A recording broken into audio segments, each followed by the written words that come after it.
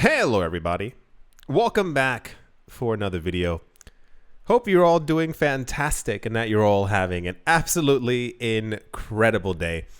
And without further ado, let's jump right into it. I'm sorry, I'm trying not to laugh. I was just watching a whole bunch of meme videos and there's one that's stuck in my head. Anyway, it doesn't matter.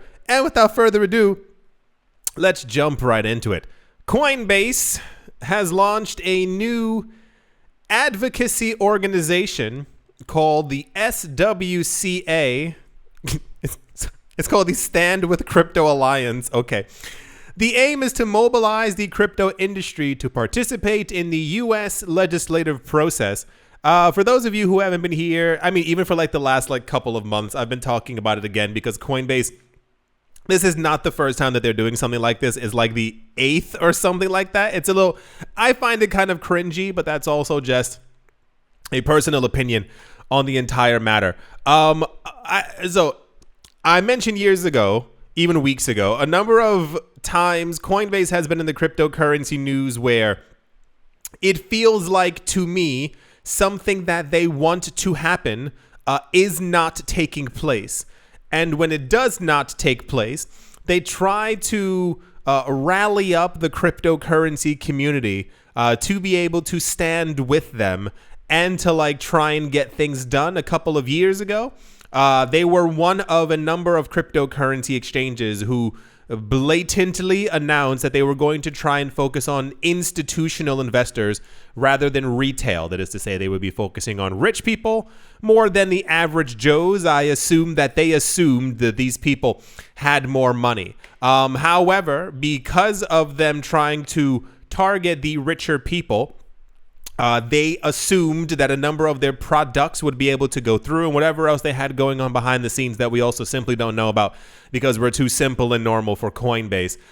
Then at some point they came forward and they were like, hey guys, we need to join forces against the SEC. And everyone's like, why? Because they're not allowing us to have this thing. And it's like, well, you know, what's the point of this? They wanted people to basically gather, hold hands, kumbaya, and go to the SEC and say that all these things should be pushed forward. And now in a brand new thing, basically because at the beginning of this year, every major crypto exchange got in trouble with the CFTC and the SEC in some point or another, regardless of what the allegations might have been. And now we're hearing from Coinbase yet again, as they're trying to make a brand new group to bring the cryptocurrency community together so that us, can raise our voices, and now they need our help. If this sounds familiar, it's because this happened 2 weeks ago. It happened a month before that. It happened sometime at the beginning of spring, and it happened at the end of the year as well. Every time that something doesn't go right for Coinbase, they go on social media and they tell everyone, guys, we need your help now. And it's like, well, but what about all the rich people you were working with? I thought they had enough money. Oh, they don't? You need us now as well? Oh, that's really weird. Well, here we go. The Stand with Crypto Alliance also aims to help shape the crypto landscape in the U.S. for future generations. Oh, that sounds lovely and dandy. Part of the problem is that Coinbase is one of the many companies, no, it's mainly just Coinbase at this point, who refuse to move on in any sort of way. Nearly every other company at some point in the United States has realized that the letters SEC actually spell out something completely different. And what they've been trying to do and what they have done is gone to other countries and gotten paperwork done and rules and regulations, and now they work in those other countries. We heard at the beginning of this year that Coinbase, wink, told the SEC that if they did not get proper cryptocurrency regulation, that Coinbase was going to pack up their stuff and leave the United States. And I was like in the video, nope, they definitely aren't, because they don't have the, excuse my French, they don't have the, actually Spanish, they don't have the cojones to even think of trying to do something like that. And now that they've been trying to so desperately for the last couple of years to make sure that they constantly kissed the ring of the SEC to no avail. Now they're trying to start all these advocacy groups to push crypto forward when I have my own particular thoughts on that. Coinbase's new organization will focus on organizing a powerful crypto community of Americans that will work to help U.S. legislators create new crypto policies and regulations, because I'm sure that's going to work. I'm sure the U.S. and their regulators just love when people tell them what to do. Stand with Crypto Alliance is the nation's first independent advocacy organization in the United States. Coinbase stated on their website, they said, lawmakers have kicked the can on writing rules of the road. That's not how you say that. You kick the can down the road, not kick the can of the road. Allowing unelected, uninformed, whoa, look at them using big words. Allowing unelected, uninformed regulators to reign unchecked, pursuing policies that are undermining U.S. economic security and putting U.S. leadership in innovation at risk, end quote. So for those of you who don't know, whenever a company doesn't get what they want, one of the very easy things that they say, you've seen it on TV before, is you have to say that you're undermining the U.S. economy. This gets normal people, or people, how do I say this? People who don't know how things work, it gets them riled up because they think that this is actually hurting the U.S. economy in some sort of way, or that this one action that isn't being pushed through is like terribly detrimental. To like the U.S. will be fine. Like the U.S. isn't going to have any major issues because the SEC isn't allowing Coinbase to have like some type of a derivative product on their website. Anyway, to like actually move on from here, Coinbase is now trying to start a brand new advocacy group. This will not be the last one because this is not the first one. They will have many others going on down the line. I wish that Coinbase years ago had simply stuck with the community and didn't simply try to circumvent us and go directly for the wealthiest, thinking that they would be the new shining beacon for the cryptocurrency space. And this is why we have new advocacy groups like this, where you're told to drop everything that you're doing to go stand up for crypto, which is something you've been doing for a while because, Anyway, that's the Coinbase news. Wow, that's crazy. Can't believe that. Good luck to them. And yeah, let's move on. Also in popular news, El Salvador, which made Bitcoin legal tender in 2021. It feels so much longer than that. 2021 feels like 9.5 years ago. There's been so much happening every single day. Legal tender in 2021 has seen its dollar bond outperform the majority of the emerging markets with a 70% return in 2023. The massive rally of the bond has drawn interest from several institutional giants, JP Morgan, Eaton Vance, and PGIM Fixed, prompting the president to say, "I told you so." Apart from the institutional giants, the likes of Lord Abbott and Co. LLC, Neuberger Berman Group LLC, and UBS Group AG have also added debt security since April, reported Bloomberg. Long story short, what's happening in El Salvador isn't as doom and gloom as people thought that it was going to be. You might remember, if you were here in 2021, when El Salvador announced that they were going to be making Bitcoin legal tender, a lot of the same banks on the screen announced that they thought that the economy in El Salvador was going to collapse, that there would be no economic growth. All the things that they always say when they haven't done the exact same thing first. But things have actually worked out pretty okay for the country. There's I don't know if you saw, there's like a little, not documentaries, but like videos. They're building a lot of homes and like a lot of new infrastructure in the country because of Bitcoin.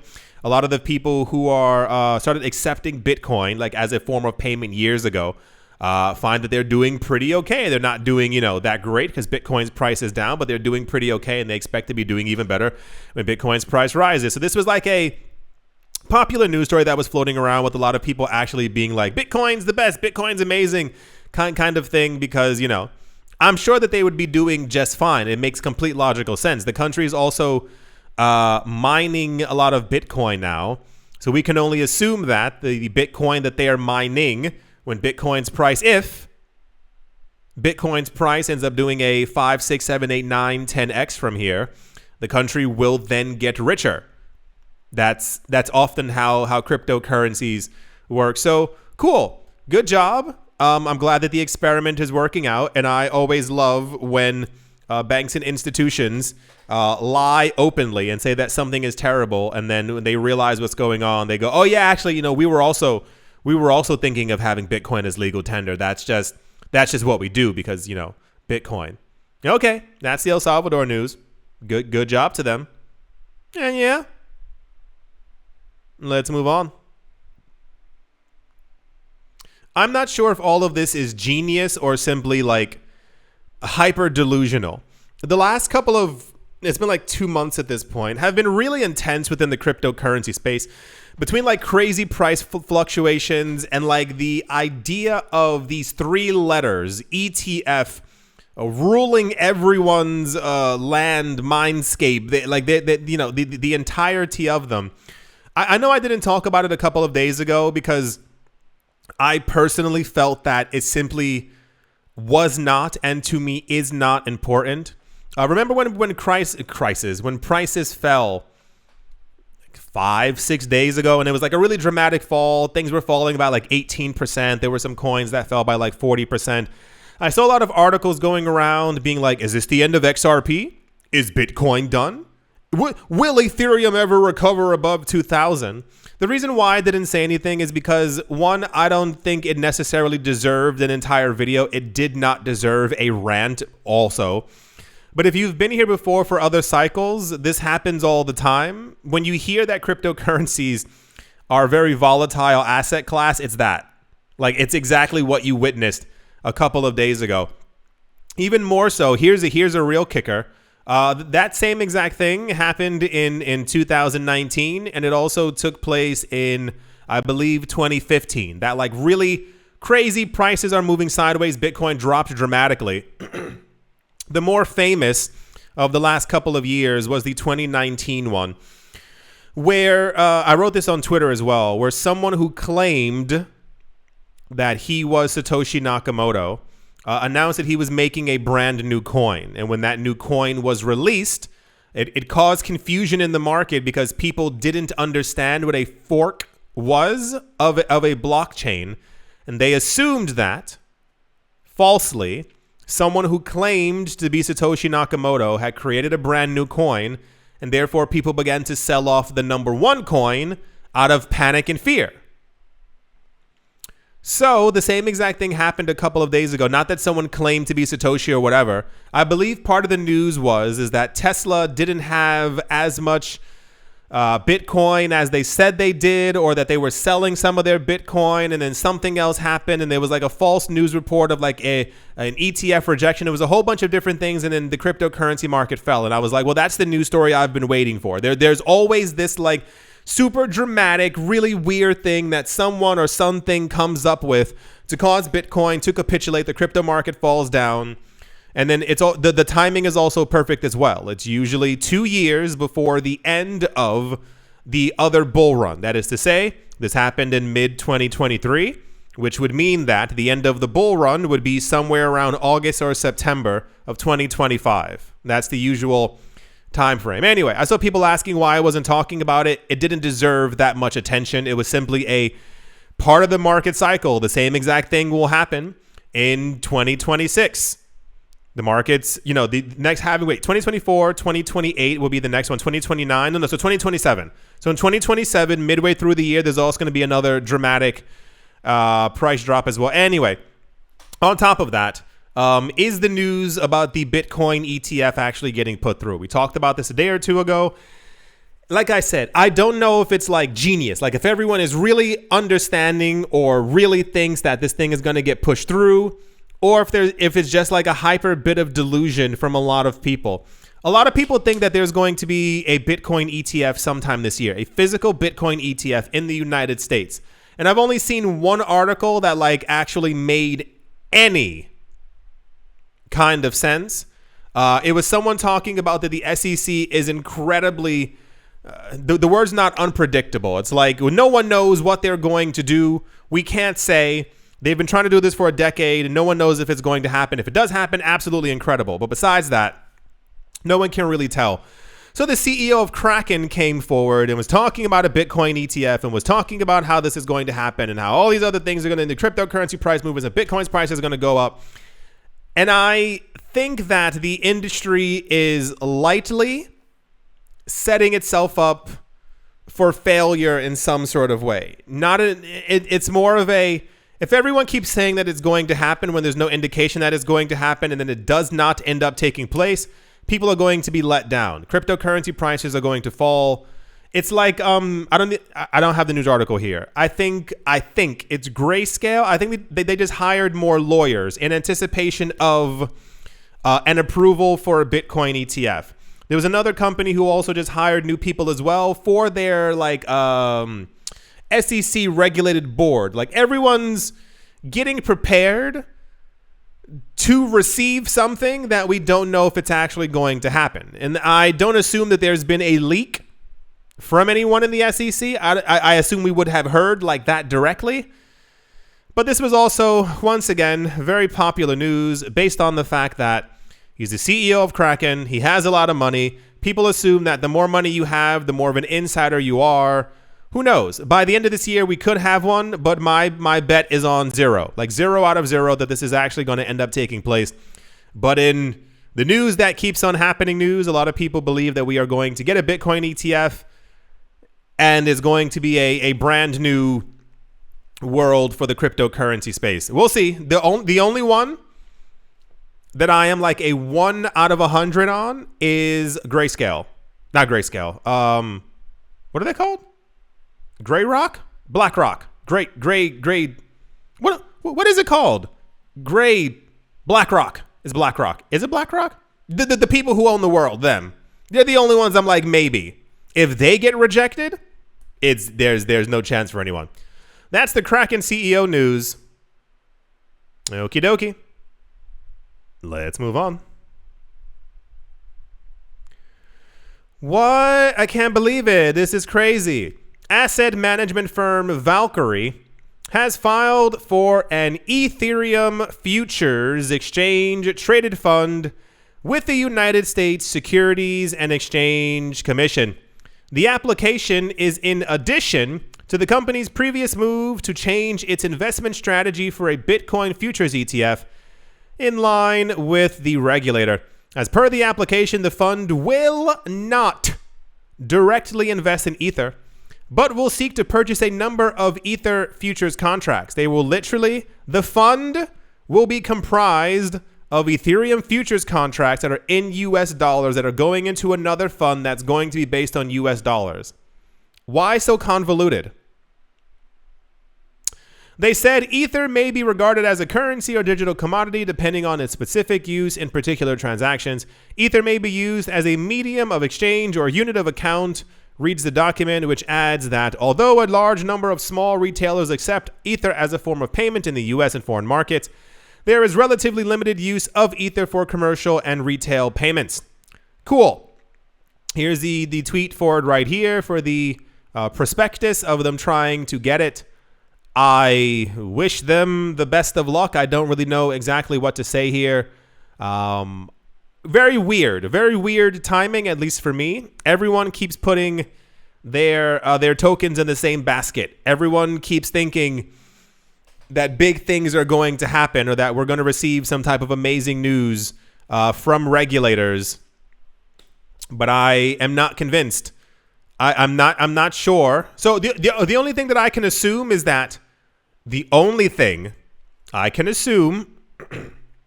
that behind the scenes, the SEC was on someone's yacht and they told someone something, and now all the rich people know what's going to happen. Because if you look at the past, none of this seems like it's going to take place except for the actual futures. That is fairly common. There are already futures within the United States, but I think there are now 16 or 17 Ether futures ETF proposals put forward. We also had news from both sides that people think, not the SEC, but as far as like Bitcoin and Ether, there are a lot of people who think that if there is an approval for an ETF anything, that they would all happen simultaneously, which I think is like a fever dream. Because in what world would the SEC allow everything to go through at once without having read through them? That's the Valkyrie, just filed for an Ethereum futures ETF, which is going to be a fund that is simply holding the contracts for other Ethereum futures. Imagine just buying Ether. Imagine like what that would do. And yeah, let's move on. Also in, what? There's no way. That's crazy. How would that have ever happened? I'm so shocked. Ethereum's Layer 2 solution known as Base, that's Coinbase's Layer 2 solution for Ethereum, has witnessed its third rug pull attack in about 2 weeks. It was only just launched in full-fledged mainnet this month. That's crazy. I can't believe it. It says a team of, and I air quotes here, decentralized lending and borrowing protocol known as Swirl Lend committed a rug pull. So they weren't really decentralized because you can't do that if you are decentralized. As reported by PeckShield, security auditor, in total, over $784,000 in liquidity mysteriously disappeared from its lending pool. Both the Twitter account and the official website of the projects were also shut down. If you haven't been here before, I'm going to give you a light word of advice. At the moment, no one has specifically, officially figured out how to properly do DeFi, that is decentralized finance. The idea is that you, in the future, will be able to borrow and lend and get mortgages and all these other magical things through a protocol that has no one essentially looking after it. You may have validators on the chain. You may have people looking after it. You may have coders and designers, but the idea is that it would be community run and community voted on, in that the system would be set up. I want to change it so that this coin now has the letters TMI at the end of it. We have to have a vote. If you have more than 70% of the network voting yay, well, therefore it ends up happening. You cannot simply say, well, you know what, I don't like it anymore, and then you take all of your money out of it. That is the opposite of decentralized. It is centralized. Back in good old 2020, 2021, there were a large number of DeFi platforms that kept on popping up, and they had the most ridiculous of names. I won't name any of them, but if you have a gander around, you'll realize some of their names are nonsensical. And I kept on saying, everyone watch out, something doesn't seem right here. We started getting news stories that there were a number of these protocols that were shutting down, that were disappearing, but people kept on using them. Why, you might ask? Because instead of the normal 4, 5, or 6% returns that you get or yields on a normal chain, these protocols were, hey everyone, you want 37% per year? Yeah, I do, and people started using them. So now we're back here all over again. Regardless of how ridiculous something sounds, how unreal it actually is, people will still use it, even within the cryptocurrency space.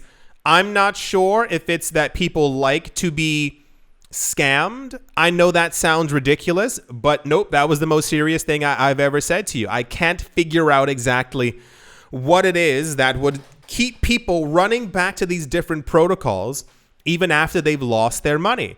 I can assure you there were a number of people who lost money on the thing that's on the screen, Swirl Lend.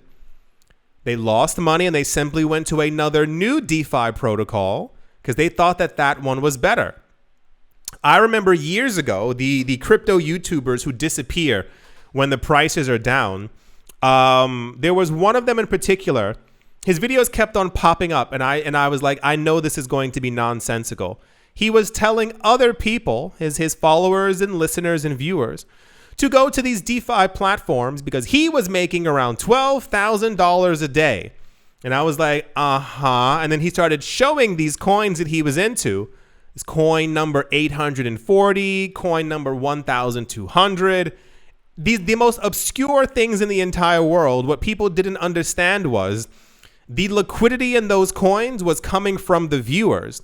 He was telling you to get into the coin to boost the liquidity of a coin that no one else was using. He was making all this money because you were into the project. And then when he took his money out, he would go, yeah, I heard it fell apart the other week. It happens over and over and over and over and over. And will always continue to happen because these people understand that these are companies. These are usually 5 guys who come together to make a protocol. They tell you that it's decentralized and it's DeFi because it's on top of a decentralized chain. Usually Ethereum. This one's on top of Base, which is on top of Ethereum. And when the protocol disappears, everyone goes, well, that's crazy. It was DeFi. You can't do that. None of these platforms are decentralized. These are all things like usually on top of something else. These are companies or criminals looking to make a very quick buck, and you keep giving it to them. At least this one wasn't as crazy as the ones we used to have years ago. These people would start a new protocol, start a new coin, tell everyone it was amazing, and they'd be gone with $18 million by Friday. That's why I said this one's not as bad with only $784,000. So once again, just another, this is, and it's the saddest part is, this is the reason why we have regulations. This is the reason why regulators don't like us. Because when things like this happen, do you know who the people who lost money, you know who they run to? They run to regulators. This was a really big thing back in 2017. Remember when that guy had a lawsuit against Ripple because he said he lost about $65? When you're making money, everything is fine. Everything is lovely and gorgeous. The moment people lose money, they run to the people who they said that they hated, the regulators. So imagine the SEC's surprise when they're constantly hearing about these rug pulls, these people losing money all the time. Of course, they don't trust the space. Of course, they think we need regulation. It looks nonsensical that these things, can you imagine every single day hearing like hundreds of emails? Why aren't you helping us? I keep losing money over and over and over. Why do people keep trying? It's just a part of crypto life at this point that people keep choosing these protocols, but it's the same exact thing where you hear the actual coins that have proper partnerships, the things that are clearly going to do good in the future, that have, industry players behind them. They have billions in dollars supporting them and countries and banks behind them saying, this chain is amazing. We're going to be using this chain. And everyone else still buys Tron. Everyone else still buy remember the database that stopped working 13 times last year? I'm still seeing articles talking about this coin is going to do a 30x. I wish I understood. Alas, I am only but someone who brings you the news to let you understand what's happening in the cryptocurrency space. So if you had money on Peck Shield, I hope you're able to get some of it out in some sort of way. I mean, not Peck Shield, Swirl Lend, terrible name. Also, for the future, stop using these protocols. Like, and I would even, I dare even say, use something that's regulated so that you don't lose your money again. So if there is something that happens, you on a regulated platform would get your money back. This will happen again. I gave it about 2 weeks. There's always a major one that ends up popping up. This one became more newsworthy around the interwebs because it was on top of Coinbase's platform. That is to say, their layered solution to Ethereum, not actually on Coinbase. Right. I do hope in some sort of way that you enjoyed this video. Hope you got something from it. Hope your day is better and or brighter. I do hope you've all enjoyed. I do hope you all are having a great day, great morning, great afternoon, or great evening, wherever you are, wherever the heck you might be. I do hope it's absolutely fantastic. Thank you all once again for watching, listening, liking, commenting, and or supporting. And I will most certainly be talking to you all soon. See you.